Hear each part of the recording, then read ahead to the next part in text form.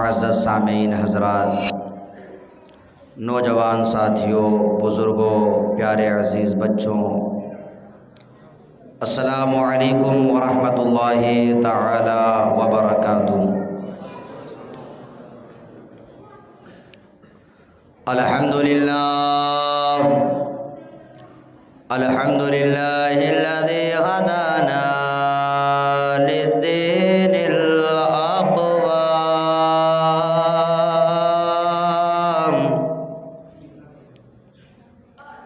والصلاة والسلام علی سید الانبیاء خیر الانام،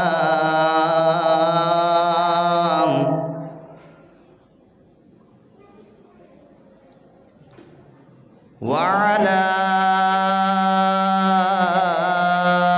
آله وأصحابه الكرام،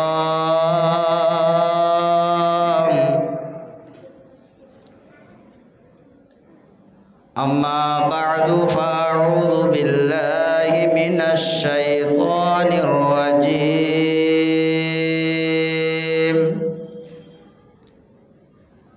بسم اللہ الرحمن الرحیم۔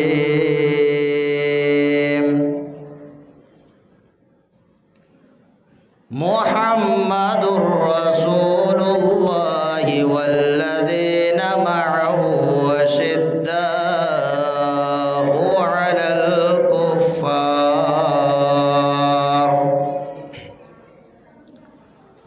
على الكفار رحماء بينهم، تراهم ركعا سجدا يبتغون من فضل الله ورضوانا، وقال النبي صلى الله تعالى عليه وسلم: من كنت مولاه فهذا علي مولاه،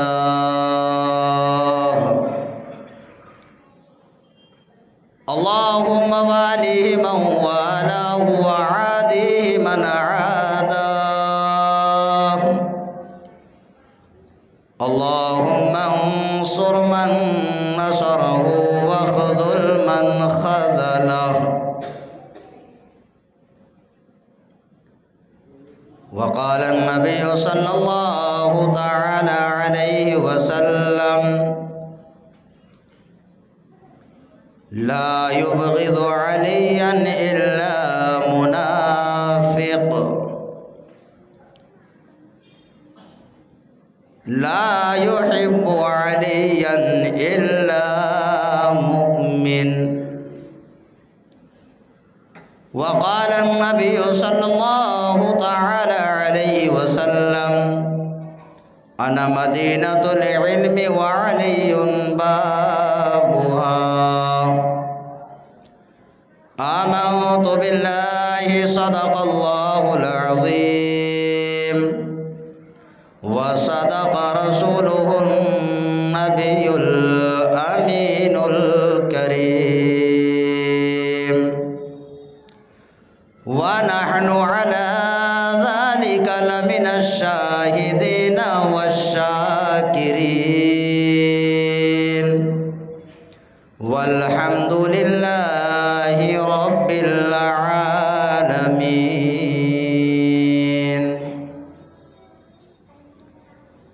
خاموش ہیں تو دین کی پہچان علی ہیں،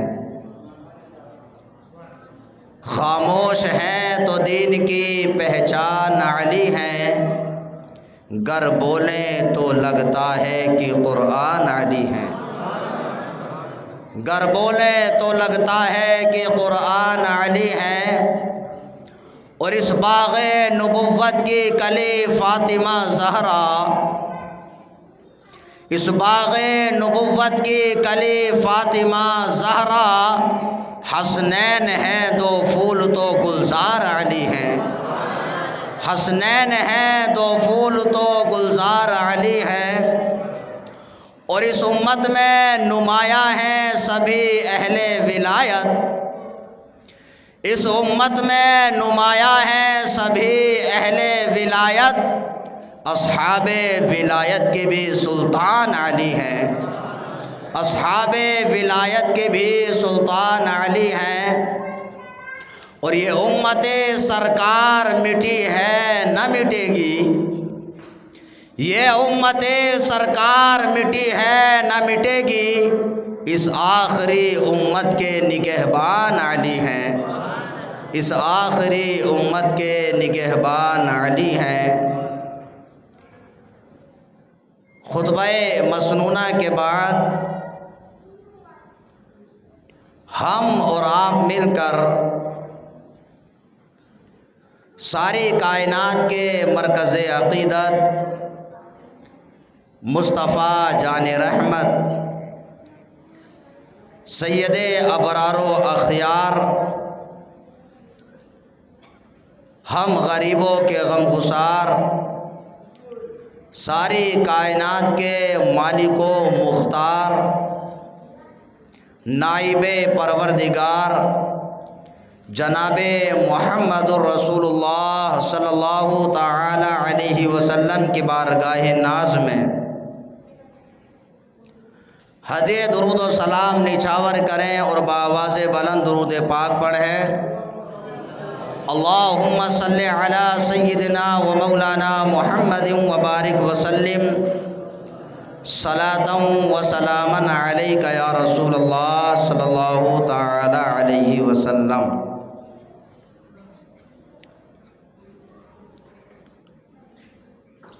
اللہ تعالی نے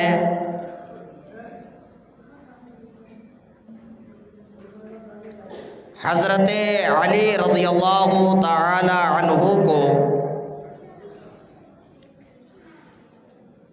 یہ مقام، یہ فضیلت، یہ مرتبہ، یہ افضلیت عطا فرمائی کہ آپ حافظ قرآن بھی ہیں اور آپ ناطق قرآن بھی ہیں، اور آپ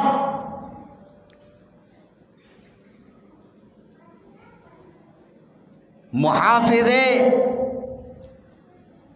اسلام بھی ہیں اور مجاہد اسلام بھی ہیں۔ اور حضرت مولا کائنات رضی اللہ تعالی عنہ کو اللہ تعالی نے یہ فضیلت عطا فرمائی کہ آپ والد امام حسن ہیں اور والد امام حسین بھی ہیں، اور آپ شوہر بنت مصطفیٰ بھی ہیں اور آپ داماد مصطفیٰ بھی ہیں۔ اور حضرت مولا کائنات رضی اللہ تعالی عنہ کی شان میں جتنی احادیث وارد ہیں اتنی احادیث کسی صحابی کی شان میں وارد نہیں ہوئی ہیں۔ حضرت علی المرتضی رضی اللہ تعالی عنہ کو اللہ تعالی نے یہ فضیلت عطا فرمائی کہ آپ پیدائش سے لے کر کے ایمان لانے تک، اور جب ایمان لے آئے تو صحابی رسول ہو گئے، تو آپ زمانے اسلام سے پہلے بھی ہر طرح کی بت پرستی وغیرہ اور بتوں کی آلائش سے پاک رہے۔ اس لیے حضرت علی رضی اللہ تعالی عنہ کو کرم اللہ وجہہ الکریم کہا جاتا ہے۔ آپ سن 30 عام الفیل میں پیدا ہوئے اور جب آپ پیدا ہوئے تو آپ نے اپنی آنکھوں کو نہیں کھولا. لوگ پریشان ہوئے کہ ماجرا کیا ہے کہ حضرت علی اپنی آنکھوں کو نہیں کھول رہے ہیں، ابھی آپ کی پیدائش ہوئی ہے. تو حضرت علی رضی اللہ تعالیٰ عنہ کو سرکار کی گود میں دیا گیا تو حضرت مولا کائنات رضی اللہ تعالیٰ عنہ سب سے پہلے آنکھیں کھول کر کے سرکار کا دیدار فرماتے ہیں. اور حضرت علی رضی اللہ تعالیٰ عنہ کے تعلق سے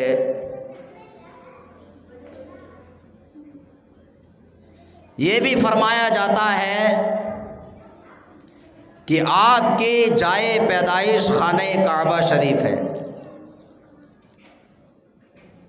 اب اس کا میرے پاس میں کوئی پروف نہیں ہے، لیکن میں نے بہت سارے خطباء سے سنا ہے کہ حضرت علی رضی اللہ تعالیٰ عنہ خانہ کعبہ میں پیدا ہوئے. لیکن سند کے ساتھ یہ ثبوت موجود ہے کہ جب سرکار دو عالم صلی اللہ تعالیٰ علیہ وسلم کی پیدائش نہیں ہوئی تھی تو خانہ کعبہ میں چھوٹے بڑے 360 بت رکھے ہوئے تھے جن کی پرستش اور عبادت کی جاتی تھی. جب مکہ شریف فتح ہو جاتا ہے تو سرکار دو عالم صلی اللہ تعالی علیہ وسلم نے تمام بتوں کو مسمار فرما دیا، تمام بتوں کو توڑ دیا. تو دیکھیے، اندازہ لگائیے کہ سرکار جو اس روئے زمین پر تشریف لائے، اور سرکار نے جو ہمیں تعلیم دی ہے وہ یہ تعلیم نہیں دی ہے کہ بتوں کو بنانے پر مدد کی جائے، بلکہ سرکار کی تعلیمات ہمارے لیے یہ ہے کہ ہمیں بتوں کو مسمار کرنے کی کوشش کرنا چاہیے. تو جب سرکار نے تمام بتوں کو توڑ دیا تو چونکہ چھوٹے بڑے بت رکھے ہوئے تھے، ایک بت بہت اونچائی پر تھا، بہت اونچا تھا، اور سرکار بتوں کو مسمار فرما رہے تھے. ساتھ میں حضرت علی المرتضیٰ بھی تھے. سرکار نے اس بت کو توڑنے کا ارادہ فرمایا تو مولا کائنات عرض کرتے ہیں کہ یا رسول اللہ صلی اللہ تعالی علیہ وسلم، آپ میری پیٹھ کو اپنے قدوم سے مشرف فرمائیے، مطلب آپ میری پیٹھ پر کھڑے ہو جائیے اور اس بت کو مسمار فرما دیجئے. تو سرکار نے ارشاد فرمایا، اے علی،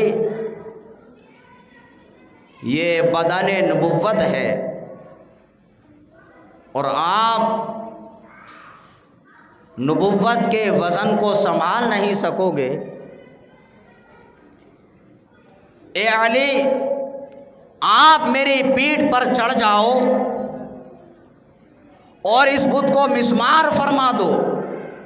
بتانے کا مقصد یہ ہے کہ سرکار کے پیٹھ پر حضرت مولا کائنات سوار ہوتے ہیں اور بت کو مسمار فرماتے ہیں. تو سرکار نے جس علی کو اپنی پیٹھ پر سوار کر کے بلند فرمایا ہو، اس علی کو کون نیچے گرا سکتا ہے؟ اسی لیے ہم کہتے ہیں کہ اللہ تعالیٰ نے حضرت مولا کائنات رضی اللہ تعالیٰ عنہ کو بہت ہی عرفہ و اعلیٰ مقام عطا فرمایا ہے. اور سرکار نے ارشاد فرمایا،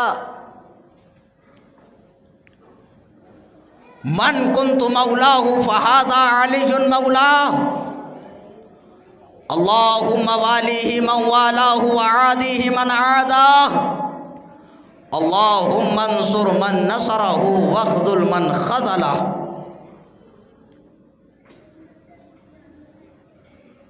میرے آقا و مولا صلی اللہ تعالی علیہ وسلم غدیر کے میدان میں ہیں، صحابہ اکرام کا جمع غفیر ہے۔ مسلمانوں اپنی قسمت پر جتنا ناز کریں ہم کم ہے کہ ہم نعرہ حیدری بھی لگاتے ہیں اور حضرت علی کو مولا علی بھی کہتے ہیں، اور نعرہ لگاتے ہوئے ہاتھ کو بھی بلند کرتے ہیں۔ تو یہ ہاتھ کا بلند کرنا، حضرت علی کو مولا کہنا اور حضرت علی کے نام کا نعرہ لگانا، یہ کوئی نیا طریقہ نہیں ہے، بلکہ یہ طریقہ ہمیں سرکار دو عالم صلی اللہ تعالی علیہ وسلم نے غدیر کے میدان میں دیا ہے۔ اب حدیث پاک کا ترجمہ سنیے۔ سرکار نے ارشاد فرمایا، من کنت مولاہ فہذا علی مولاہ، جس کا مطلب یہ ہے کہ جس کا میں مولا اس کے علی مولا۔ تو ہم جب سرکار کا نام لیتے ہیں تب بھی کہتے ہیں آقا و مولا، اور جب حضرت علی کا نام لیتے ہیں تب بھی کہتے ہیں مولا علی۔ تو دونوں الفاظ کہاں سے آئے؟ حدیث پاک سے آئے۔ اور سرکار نے ارشاد فرمایا، اللہم والیہ من والاہ وعادیہ من عاداہ، اے اللہ جو حضرت علی سے محبت کرے تو اس سے محبت فرما، وعادیہ من عاداہ، اور جو حضرت علی سے دشمنی رکھے اے اللہ تو اس سے دشمنی فرما۔ اور آگے سرکار نے ارشاد فرمایا، اللہم انصر من نصرہ واخذل من خذلہ، اے اللہ جو حضرت علی کی مدد فرمائے تو اس کی مدد فرما، اور جو حضرت علی رضی اللہ تعالیٰ عنہ سے خذل کرے، روگردانی کرے، ان کی مدد نہ کرے، اے اللہ تعالی تو بھی اس کی مدد نہ فرما۔ اور جیسا کہ میں نے شروع میں بتایا کہ جتنی احادیث مبارکہ حضرت علی کی شان میں مروی ہے، اتنی احادیث کسی صحابی کی شان میں وارد نہیں ہوئی ہیں۔ اور سرکار دو عالم صلی اللہ تعالی علیہ وسلم نے ارشاد فرمایا، اور یہ جو میں نے آپ کے سامنے حدیث پاک پیش کی تو سرکار نے یہ الفاظ کب فرمائے؟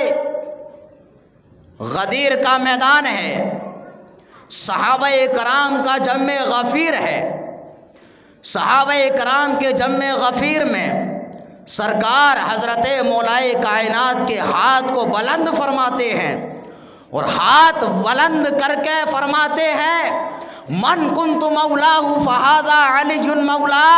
جب سرکار نے یہ ارشاد فرمایا تو حضرت عمر رضی اللہ تعالیٰ عنہ نے عرض کی، علی مولایا و مولا کل مؤمن۔ تو سرکار کی بارگاہ میں حضرت مولائے کائنات نے، تو سرکار نے نعرہ لگایا کہ یہ مولا علی تمہارے مولا ہے، تو حضرت عمر نے عرض کی کہ یا رسول اللہ علی میرے مولا ہیں اور علی تمام مومنین کے بھی مولا ہیں۔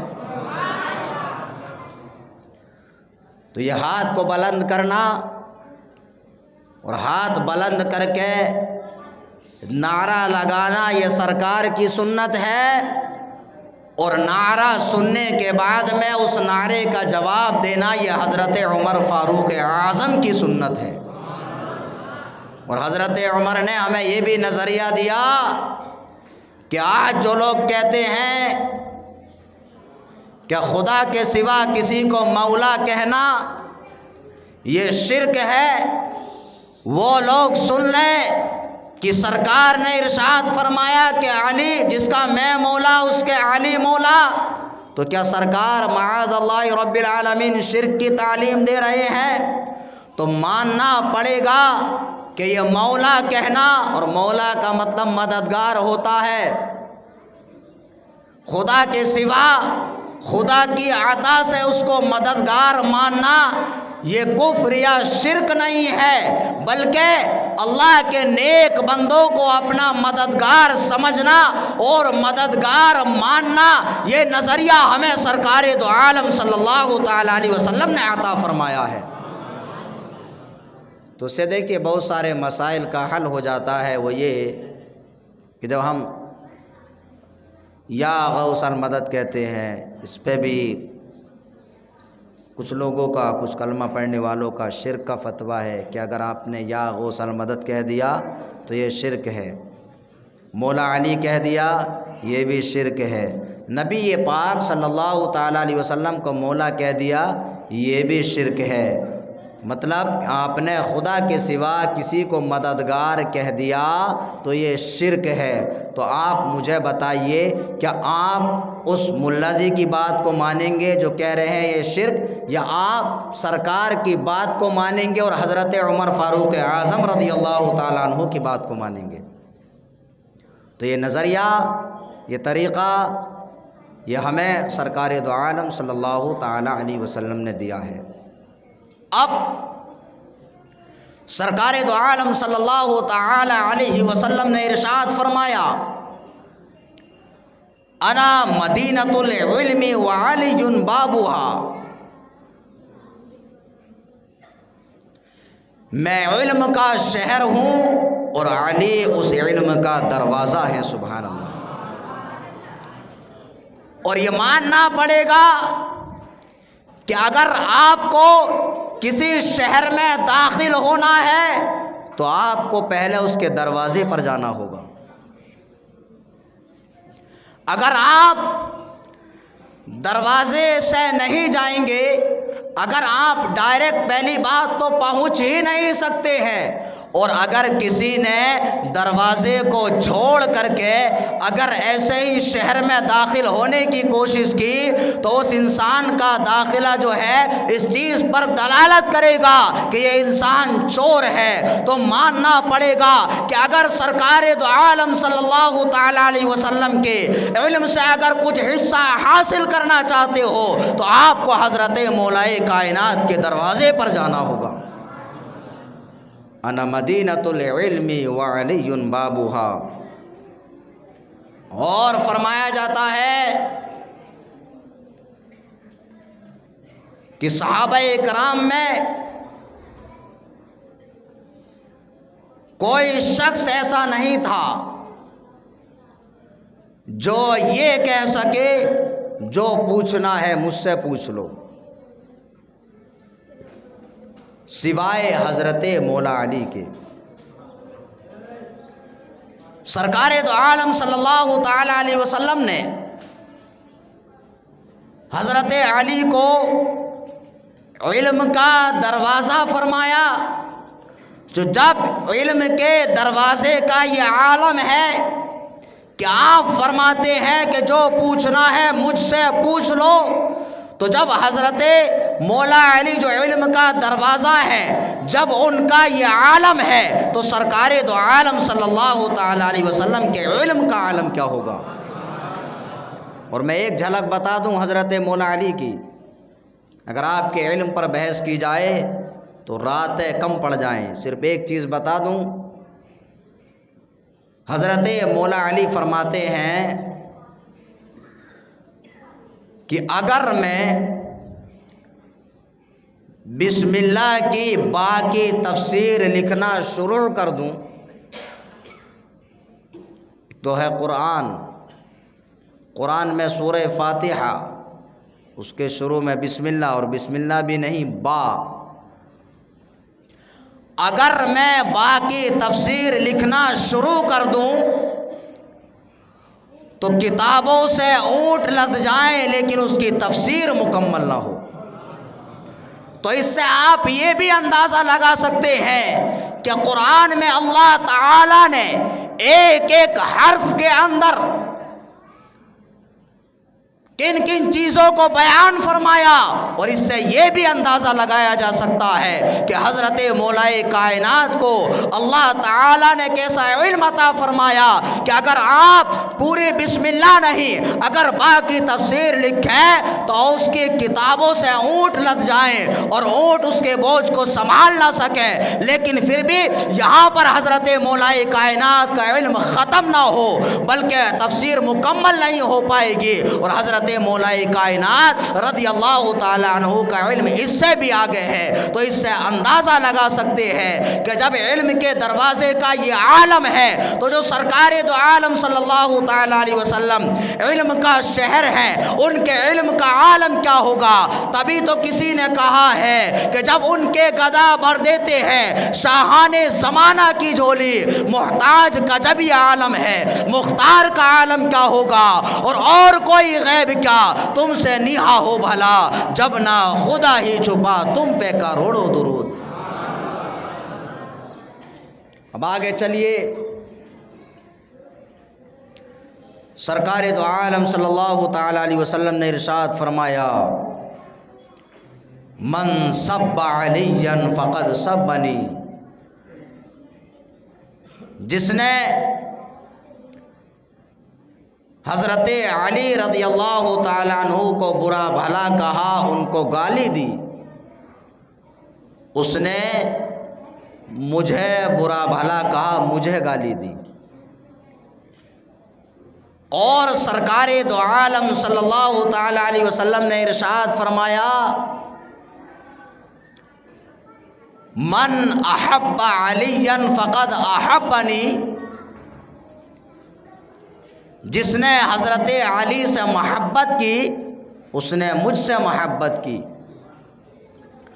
ومن ابغض علی فقد ابغضنی، جس نے حضرت علی سے بغض رکھا اس نے مجھ سے بغض رکھا۔ اور سرکار نے ارشاد فرمایا، ومن احبنی فقد احب اللہ، جس نے مجھ سے محبت کی اس نے اللہ تعالی سے محبت کی۔ ومن ابغضنی فقد ابغض اللہ، جس نے مجھ سے بغض رکھا اس نے اللہ تعالی سے بغض رکھا۔ تو نتیجہ یہ نکلا کہ اگر کوئی انسان حضرت مولا علی سے محبت نہیں کرتا ہے تو وہ سرکار سے بھی محبت نہیں کرتا ہے، اور اس کا اللہ تعالی سے محبت کرنا بھی قابل قبول نہیں ہے۔ اور جو انسان حضرت علی سے محبت کرنے والا ہوگا وہ سرکار سے بھی محبت کرے گا، اور جو سرکار سے محبت کرے گا وہ اپنے رب سے بھی محبت کرے گا۔ اور سرکار نے ارشاد فرمایا، لا یبغض علی الا منافق، حضرت علی سے بغض صرف منافق رکھے گا۔ اس کا لفظی ترجمہ یہ ہوگا، لا یبغض علی الا منافق، حضرت علی سے بغض نہیں رکھے گا مگر منافق۔ اور آگے فرمایا، لا یحب علی الا مؤمن، حضرت علی سے محبت نہیں رکھے گا مگر مومن۔ مطلب یہ کہ حضرت علی سے محبت کرنا ایمان کی علامت ہے، اور حضرت علی سے بغض رکھنا یہ نفاق اور منافق ہونے کی علامت ہے۔ اور سرکار دو عالم صلی اللہ تعالی علیہ وسلم نے حضرت علی رضی اللہ تعالی عنہ کی شان میں بہت ساری آپ کی احادیث وارد ہیں، انہی میں سے ایک یہ بھی ہے کہ حضرت مولا علی رضی اللہ تعالی عنہ کو اللہ کے رسول صلی اللہ تعالی علیہ وسلم نے جنگ تبوک کے موقع پر آپ نے ان کو جنگ میں جانے کی اجازت مرحمت نہیں فرمائی، آپ صلی اللہ تعالی علیہ وسلم نے ارشاد فرمایا کہ اے علی آپ یہیں پر رہو، اور سرکار دو عالم صلی اللہ تعالی علیہ وسلم جب صحابہ اکرام کے ساتھ جنگ تبوک میں تشریف لے جا رہے تھے تو حضرت مولا کائنات رضی اللہ تعالی عنہ رنجیدہ تھے، غمزدہ تھے۔ تو سرکار دو عالم صلی اللہ تعالی علیہ وسلم نے ارشاد فرمایا اما ترضا بمنزلتی من ہارون موسیٰ، کہ علی کیا آپ اس بات پر راضی نہیں ہیں کہ آپ اس طرح ہیں کہ جس طرح حضرت موسیٰ کلیم اللہ علیہ السلام جب 40 دن کے لیے کوہ طور پر تشریف لے گئے تو اپنا جانشین حضرت ہارون علیہ السلام کو بنا کر کے گئے؟ اور اب اس سے کیا ہے میں یہ بھی بتا دوں،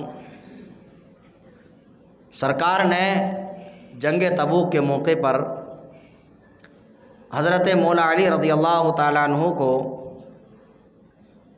اپنا جانشین بنایا، اور آپ جنگ میں تشریف لے جاتے ہیں تو اس سے رافضی جو ہے اپنا عقیدہ ثابت کرنے کی کوشش کرتے ہیں۔ وہ کہتے ہیں کہ دیکھو جنگ تبوک کے موقع پر سرکار نے اپنا جانشین حضرت مولا علی کو بنایا، اس لیے خلافت انہی کا حق ہے۔ تو دیکھیے سرکار دو عالم صلی اللہ تعالیٰ علیہ وسلم نے یہاں پر جو حضرت مولا علی کو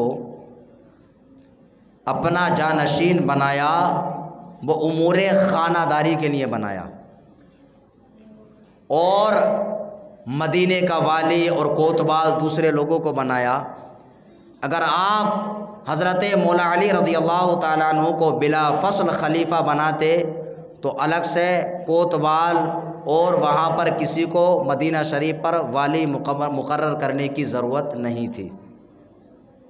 تو سرکار نے آپ کو امور خانہ داری کے لیے وہاں پر جانشین بنایا، اور سرکار نے حضرت مولا علی کے رنج و غم کو دور کرنے کے لیے ارشاد فرمایا اما ترضون، کہ اے حضرت علی کیا آپ اس بات پر راضی نہیں ہیں کہ آپ اس منزلے پر ہیں کہ جس میں حضرت موسیٰ علیہ السلام حضرت ہارون علیہ السلام کو اپنا جانشین بنا کر کے گئے تھے، مگر یہ کہ حضرت ہارون علیہ السلام نبی ہیں لیکن حضرت مولا علی نبی نہیں ہیں۔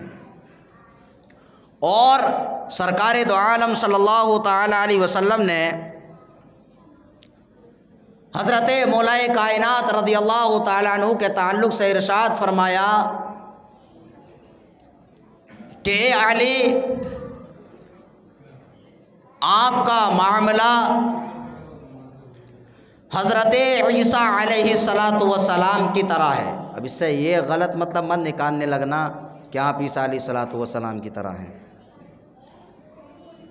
سرکار نے ارشاد فرمایا علی آپ کا معاملہ حضرت عیسیٰ علیہ السلام کی طرح ہے، جس طرح حضرت عیسیٰ علیہ السلام کے ماننے والوں نے، ان سے محبت کرنے والوں نے اتنا غلو کیا کہ حضرت عیسیٰ علیہ السلام کو خدا اور خدا کا بیٹا تک کہہ ڈالا،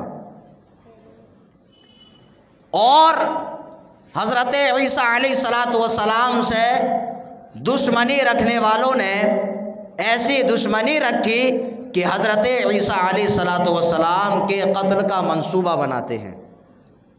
تو علی آپ کا معاملہ بھی کچھ اسی طرح ہے کہ کچھ آپ سے محبت کرنے والے ایسی محبت کریں گے کہ اس میں غلو کریں گے، جیسا کہ رافضی ہیں رافضی حضرت علی سے محبت کرتے ہیں اور محبت کرنے میں اتنا غلو کرتے ہیں کہ ان میں سے بعض لوگوں نے حضرت علی المرتضیٰ رضی اللہ تعالیٰ عنہ کو کچھ لوگ نبی مانتے ہیں اور کچھ لوگوں نے حضرت علی کو خدا تک مان لیا، اور کچھ لوگ حضرت علی سے ایسی دشمنی رکھتے ہیں کہ انہوں نے حضرت مولا کائنات رضی اللہ تعالیٰ عنہ کو شہید تک کر دیا کہ جن کو خارجی کہا جاتا ہے۔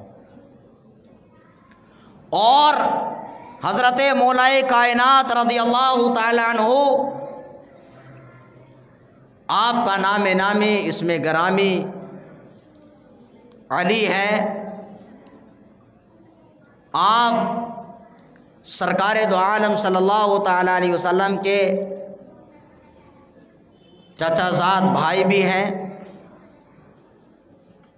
اور آپ سرکار کے داماد بھی ہیں۔ آپ کی کنیت ابو الحسن ہے۔ آپ 37 عام الفیل میں پیدا ہوئے۔ آپ کی کنیت میں سے ایک کنیت ابو تراب بھی ہے۔ آپ کی کنیت ابو تراب کیوں ہے؟ اس کی وجہ یہ ہے کہ سرکار دو عالم صلی اللہ تعالی علیہ وسلم ایک مرتبہ جب مسجد شریف میں تشریف لائے تو حضرت مولا علی رضی اللہ تعالی عنہ اسی طرح سے زمین پر لیٹے ہوئے ہیں اور آرام سے سو رہے ہیں۔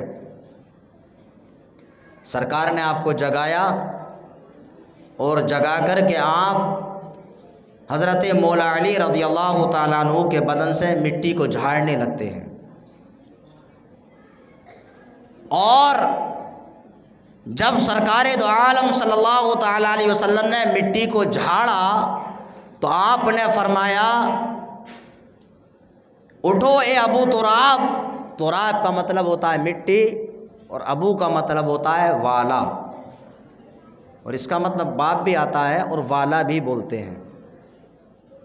تو سرکار نے ارشاد فرمایا اٹھے مٹی والے، تو حضرت علی المرتضیٰ رضی اللہ تعالی عنہ کی یہ کنیت پڑ گئی، اور جب آپ سے کوئی آپ کا نام پوچھتا تو حضرت مولا علی کو سرکار کے یہ الفاظ اتنے پسند تھے کہ آپ اس کو جواب میں اپنا نام ابو تراب بتاتے تھے۔ تو یہ حضرت مولا کائنات رضی اللہ تعالیٰ عنہ کی کنیت ہے۔ اور اگر بات کی جائے آپ کی شجاعت کی، آپ کی سخاوت کی اور آپ کے علم کی، دیکھیے آج جو میں بیان کروں گا وہ صرف انہی موضوعات پر رہے گا۔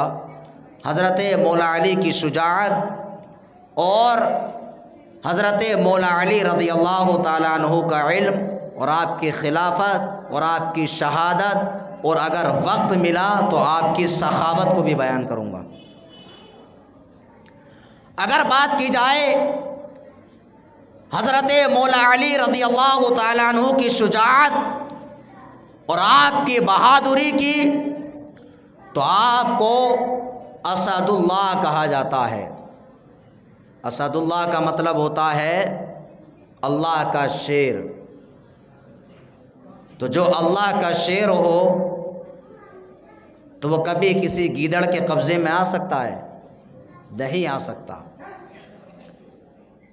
حضرت مولا کائنات رضی اللہ تعالیٰ عنہ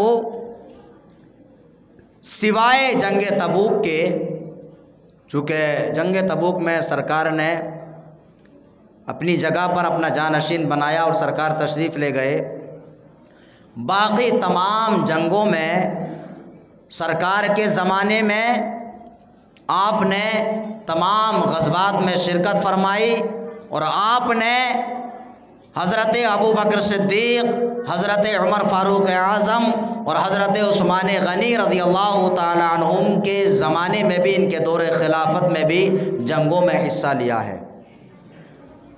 تو آپ تمام جنگوں میں شریک رہے سوائے جنگ تبوک کے۔ اسی میں سے سب سے پہلی جنگ جو واقع ہوئی وہ جنگ بدر ہے۔ جنگ بدر میں صحابہ کرام کی تعداد صرف 313 تھی، اور اگر میں یہ کہوں تب بھی غلط نہ ہوگا، 313 بھی نہیں بلکہ 312 تھی۔ آپ کہیں گے یہ کیسے 313 کا ذکر آتا ہے؟ دیکھیے، جب اصحاب بدر کا شمار کیا جاتا ہے، یہ تاریخی بات ہے، آپ کو بتا دوں تاکہ آپ کے ذہن نشین ہو جائے،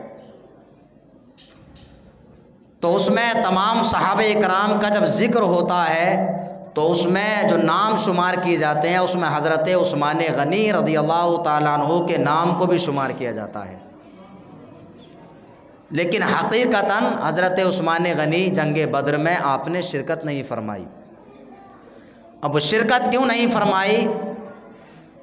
کہ جب جنگ بدر کے لیے روانگی تھی اس وقت سرکار دو عالم صلی اللہ تعالیٰ علیہ وسلم کی بیٹی حضرت رقیہ رضی اللہ تعالیٰ عنہا علیل تھی۔ حضرت عثمان غنی نے جنگ بدر میں جانے کا ارادہ فرمایا، سرکار نے ارشاد فرمایا کہ آپ جنگ میں تشریف نہ لے جائیں بلکہ آپ حضرت رقیہ رضی اللہ تعالیٰ عنہ کی تیمارداری کریں، اللہ تعالیٰ آپ کو جنگ بدر کا ثواب عطا فرمائے گا۔ یہی ہوا بھی کہ جب جنگ بدر فتح کر کے یہ لوگ آتے ہیں، حضرت رقیہ کا وصال ہو گیا، تو جب وہاں سے ایک قاصد خبر لاتا ہے تو حضرت رقیہ رضی اللہ تعالیٰ عنہ کی تکفین ہو رہی تھی، تجہیز و تکفین، اور ان کو دفن کیا جا رہا تھا۔ تو سرکار دو عالم صلی اللہ تعالیٰ علیہ وسلم نے حضرت عثمان غنی کو مال غنیمت میں سے حصہ بھی عطا فرمایا، اور حضرت عثمان غنی رضی اللہ تعالیٰ عنہ کو اصحاب بدر میں بھی شمار کیا ہے۔ تو حضرت عثمان غنی رضی اللہ تعالیٰ عنہ جنگ بدر میں اگرچہ شریک نہیں ہوئے لیکن آپ کا شمار بدری صحابہ کرام میں ہوتا ہے، اور یہ سرکار دو عالم صلی اللہ تعالیٰ علیہ وسلم کا اختیار ہے کہ حضرت عثمان غنی اگرچہ جنگ بدر میں شریک نہیں ہوئے، سرکار نے آپ کو بدری صحابہ میں شمار کیا، یہ سرکار دو عالم صلی اللہ تعالیٰ علیہ وسلم کے اختیار پر دلالت کرتا ہے۔ تو بہرحال حضرت عثمان غنی اگرچہ جنگ بدر میں شریک نہیں ہوئے، تو حضرت مولا کائنات رضی اللہ تعالیٰ عنہ نے جنگ بدر میں شرکت فرمائی، اور آپ نے اپنی تلوار کے وہ جوہر دکھائے۔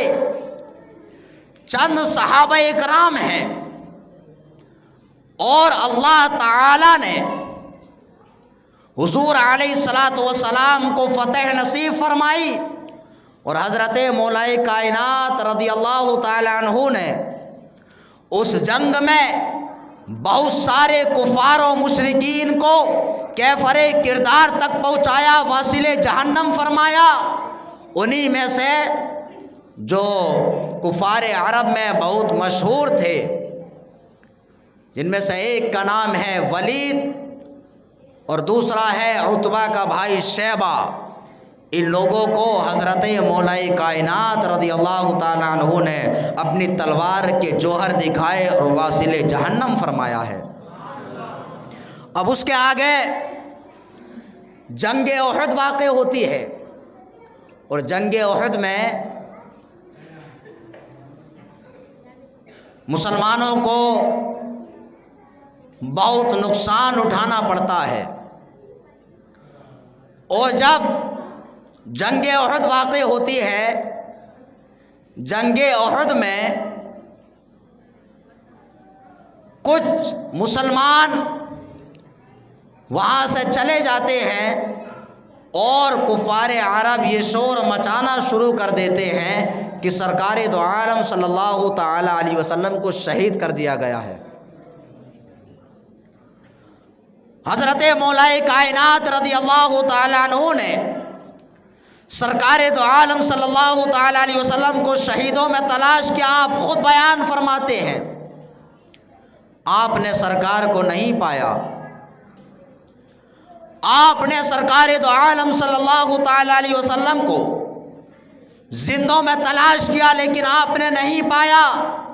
حضرت مولا کائنات رضی اللہ تعالیٰ عنہ فرماتے ہیں کہ میں نے سوچا کہ ایسا ہرگز نہیں ہو سکتا کہ سرکار دو عالم صلی اللہ تعالیٰ علیہ وسلم میدان چھوڑ کر کے چلے جائیں، میدان چھوڑ کر کے بھاگ جائیں، اور میں نے سوچا کہ اللہ تعالیٰ نے حضور علیہ الصلوۃ والسلام کو آسمان پر اٹھا لیا ہے، اور میں نے یہ سوچ کر کے یہ سوچا کہ جب سرکار دو عالم صلی اللہ تعالیٰ علیہ وسلم ہمارے درمیان موجود نہیں ہیں، اور میں نے یہ ارادہ فرمایا کہ میں اب جنگ لڑتا رہوں یہاں تک کہ شہید ہو جاؤں۔ حضرت مولا کائنات رضی اللہ تعالیٰ عنہ نے جنگ احد میں اپنی تلوار کے وہ جوہر دکھائے کہ کفار و مشرکین کو تتر بتر کر دیا اور کچھ ان میں سے قتل بھی کر دیا، اور جب حضور علیہ الصلوۃ والسلام کو دیکھا تو آپ کا جذبہ جہاد اور بڑھ جاتا ہے، اور اس طرح سے حضور علیہ الصلوۃ والسلام کو جب آپ دیکھ لیتے ہیں تو آپ کے دل کو تسلی ہوتی ہے۔ تو اس طرح سے حضرت مولا کائنات رضی اللہ تعالیٰ عنہ نے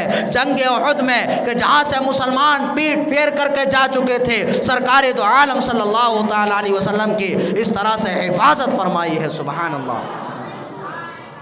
اور اس سے جہاں حضرت مولا کائنات کی جواں مردی، آپ کی شجاعت اور آپ کی بہادری کا پتہ چلتا ہے، وہاں اس سے یہ بھی پتہ چلتا ہے کہ حضرت مولا کائنات رضی اللہ تعالیٰ عنہ کو سرکار دو عالم صلی اللہ تعالیٰ علیہ وسلم سے کتنی محبت ہے۔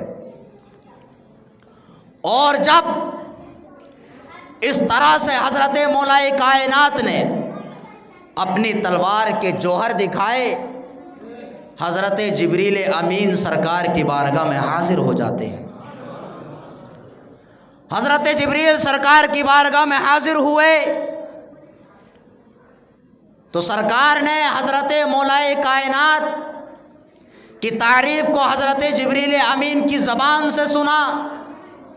آپ حضرت مولا کائنات کی تعریف کرتے ہیں تو سرکار نے ارشاد فرمایا، انہ منی وانا منہ، کہ مولا علی کو مجھ سے قرب خاص حاصل ہے، اور علی مجھ سے ہے اور میں علی سے ہوں۔ تو جب حضرت جبریل امین نے سرکار کی زبان اقدس سے یہ الفاظ سنے تو حضرت جبریل امین نے عرض کی، وَأَنَا مِنْكُمَا، یا رسول اللہ حضرت علی آپ سے ہیں، آپ حضرت علی سے ہیں اور میں تم دونوں میں سے ہوں، سبحان اللہ۔ یہ شان ہے حضرت مولا کائنات رضی اللہ تعالیٰ عنہ کی۔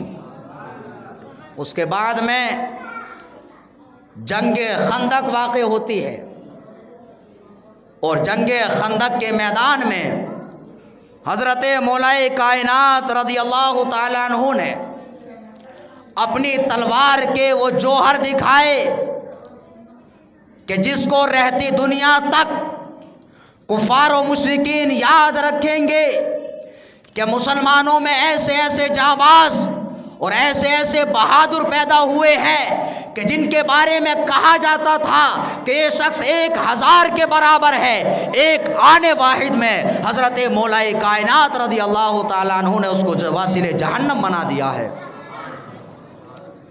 جنگ خندق کے میدان میں عمرو بن عبدود نامی شخص کہ جس کے بارے میں کہا جاتا تھا کہ یہ شخص 1000 سپاہیوں کے برابر ہے، حضرت مولا کائنات اس کے مقابلے کے لیے جب وہ مسلمانوں کو پکارتا ہے، سرکار سے اجازت مانگتے ہیں، سرکار اجازت نہیں دیتے ہیں۔ اسی طرح سے 3 مرتبہ جب مولا کائنات نے اسرار فرمایا، سرکار دو عالم صلی اللہ تعالی علیہ وسلم حضرت مولا کائنات کو اجازت مرحمت فرما دیتے ہیں۔ جب سرکار نے آپ کو اجازت مرحمت فرما دی تو حضرت مولا کائنات رضی اللہ تعالیٰ عنہ جنگ کے میدان میں تشریف لے جاتے ہیں، اور جنگ کے میدان میں عمرو بن عبدود جب آپ پر حملہ آور ہوتا ہے تو آپ اس کے وار کو اپنی ڈھال پر روک لیتے ہیں، سبحان اللہ۔ اور آپ نے اس کے وار کو اپنی ڈھال پر روکا، پھر آپ اس پر اپنی تلوار کا ایسا وار کرتے ہیں کہ ایک ہی وار میں حضرت مولائے کائنات اس کو واصل جہنم بنا دیتے ہیں۔ اور آپ نے جب اس کو جنگ خندق کے میدان میں واصل جہنم بنایا، اس وقت خندق کا ذرہ ذرہ پکار اٹھا، شاہ مردہ، شیر یزدہ، قوت پروردگار، لا فتح الا علی، لا سیف الا ذو الفقار۔ تو اس طرح سے حضرت مولائے کائنات نے 1000 شخص کے برابر جس انسان کو سمجھا جاتا تھا ایک آنے واحد میں، واصل جہنم بنا دیا۔ اور حضرات محترم اسی طرح سے حضرت مولائے کائنات رضی اللہ تعالیٰ عنہ نے خیبر میں آپ نے اپنی تلوار کے وہ جوہر دکھائے کہ جس کی مثال نہ صرف مسلمانوں میں بلکہ پوری روئے زمین پر نہیں ملتی ہے۔ جنگ خیبر کا میدان ہے،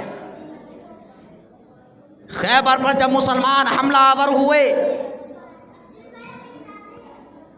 تو خیبر کا قلعہ فتح نہیں ہو رہا تھا۔ پہلے دن سرکار دو عالم صلی اللہ تعالیٰ علیہ وسلم نے جھنڈا حضرت ابو بکر صدیق رضی اللہ تعالیٰ عنہ کو عطا فرمایا، قلعہ فتح نہیں ہوتا ہے۔ دوسرے دن سرکار نے جھنڈا حضرت عمر ابن الخطاب رضی اللہ تعالیٰ عنہ کو عطا فرمایا، قلعہ فتح نہیں ہوتا ہے۔ پھر سرکار نے ارشاد فرمایا جب شام ہو گئی کہ کل صبح جھنڈا میں اس شخص کو عطا فرماؤں گا کہ جو اللہ سے محبت کرتا ہے اور اللہ اس کا رسول اس سے محبت کرتے ہیں۔ اور سرکار نے ارشاد فرمایا کہ میں جھنڈا اس شخص کو عطا کروں گا کہ جو خیبر کا قلعے کو فتح فرمائے گا۔ اب دیکھیے تمام صحابہ کرام بے چین اور بے قرار ہیں، پوری رات نیند نہیں آتی، کیونکہ یہ صحابی تھے، وہابی نہیں تھے۔ ہر صحابی یہ عقیدہ رکھتا تھا کہ سرکار نے ارشاد فرما دیا کہ کل صبح میں جھنڈا ایسے شخص کو عطا فرماؤں گا کہ جو اللہ اور اس کے رسول سے محبت کرتا ہے اور اللہ اور اس کا رسول اس سے محبت کرتے ہیں، اور اللہ تعالیٰ اس کے ہاتھ پر فتح عطا فرمائے گا۔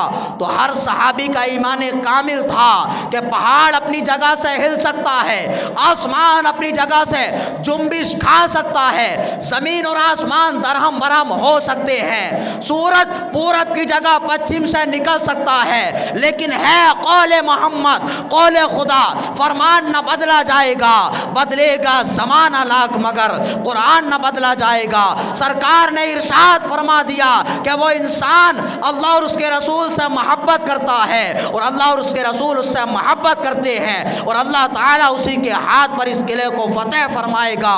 تو ہر صحابی یہ عقیدہ رکھتا تھا کہ جس کو سرکار جھنڈا عطا فرمائیں گے اس میں اس بات کی سند ہے کہ اللہ اور اس کے رسول سے وہ محبت کرتا ہے اور اللہ اور اس کا رسول بھی اس سے محبت کرتے ہیں، اور وہ انسان فاتح خیبر ہوگا۔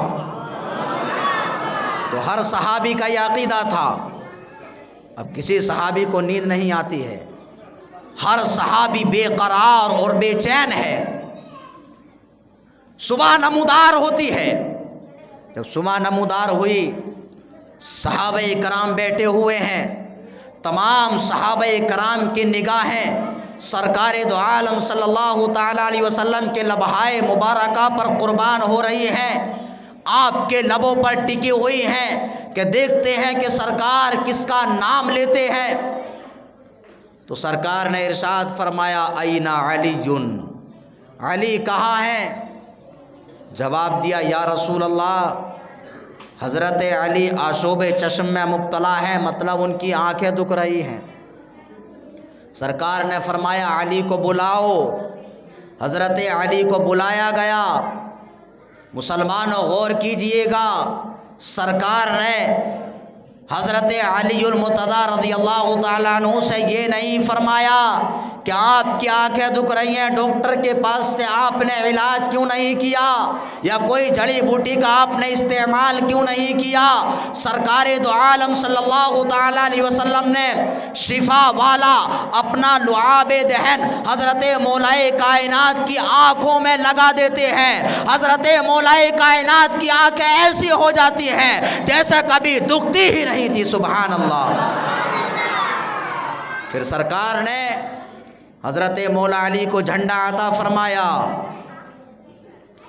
اور اس قلعے کا جو دروازہ تھا وہ مرحب نامی شخص کا پایہ تخت تھا، اور اس قلعے کو فتح کرنا آسان نہ تھا، بڑا مشکل تھا۔ اب حضرت علی نے سرکار سے یہ نہیں عریضہ پیش کیا کہ یا رسول اللہ یہ دروازہ کیسے ٹوٹے گا، میں کیسے جاؤں گا، بلکہ آپ نے جھنڈا لیا اور آپ کو یقین کامل تھا کہ سرکار نے ارشاد فرما دیا تو اللہ تعالی میرے ہاتھ پر اس قلعے کو فتح فرمائے گا۔ حضرت مولا کائنات رضی اللہ تعالیٰ عنہ نے اپنی تلوار کے خیبر میں ایسے جوہر دکھائے کہ تاریخ گواہ ہے کہ مولا کائنات رضی اللہ تعالیٰ عنہ ایک آنے واحد میں اس قلعے کے دروازے کو، اس قلعے کے فاٹک کو اکھاڑ لیتے ہیں، اور ہر انسان کے ہاتھ میں جو ڈھال ہوتی ہے وہ 2 کلو یا 4 کلو یا 10 کلو تک کی ہوتی ہے۔ حضرات محترم مولا کائنات رضی اللہ تعالیٰ عنہ نے خیبر کے قلعے کو، فاٹک کو اکھاڑ بھی لیا اور اس کو اپنے ہاتھ پر رکھ کر کے ایک ہاتھ سے اس کو ڈھال بنا لیا اور دوسری ہاتھ سے ایک آنے واحد میں حضرت مولا کائنات رضی اللہ تعالیٰ عنہ مرحب نامی شخص کو قتل فرما دیتے ہیں۔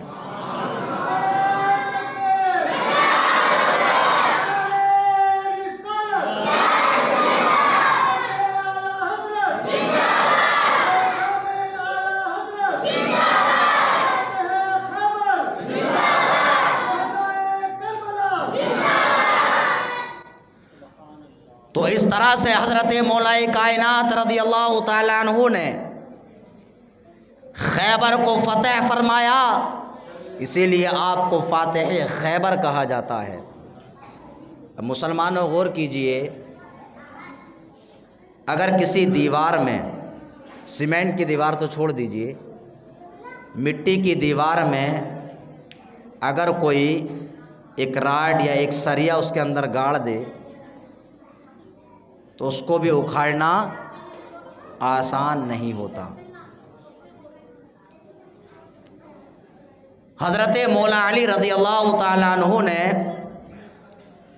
ایسے فاٹک کو نہ صرف اٹھایا بلکہ اس کو اکھاڑ بھی دیا اور ایک ہاتھ پر رکھ بھی لیا، کہ جس کے بارے میں صحابہ کرام کا بیان ہے کہ جب اس فاٹک کو اٹھا کر کے جب قلعہ فتح ہو گیا، جب اٹھانے کی کوشش کی گئی تو 40 صحابہ کرام نے بڑی بامشکل اس کو گھسیٹ کر کے وہاں سے ایک طرف کیا، اور حضرت مولا علی نے اس فاٹک کو صرف اٹھایا نہیں اکھاڑا بھی ہے، اور حضرت مولا کائنات رضی اللہ تعالیٰ عنہ نے دونوں ہاتھ سے نہیں بلکہ ایک ہاتھ سے اپنی ڈھال بنا لیا۔ یہ اللہ تعالیٰ نے حضرت مولا کائنات کو طاقت عطا فرمائی، تبھی تو حضرت مولا کائنات رضی اللہ تعالیٰ عنہ کو شیر خدا کہا جاتا ہے۔ اور